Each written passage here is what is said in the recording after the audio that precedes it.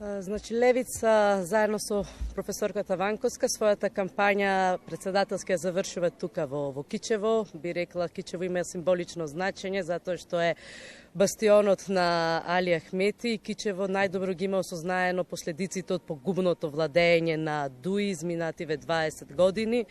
Кичево го мачи она што го мачи секој град надвор од Скопје, значи масовно иселување. Кичево само од последниот попис има изгубено над 17.000 жители, што се покажа дека сите оние процеси, додека слушаме како функционерите од ДУИ се фалат со некакви квоти, реалноста дека и обичниот македонец и обичниот албанец од Кичево се иселува, додека единствено кои имаат корист од сите тие квоти се фирмите на Ахмети и неговите роднини кои во континуитет се богатат.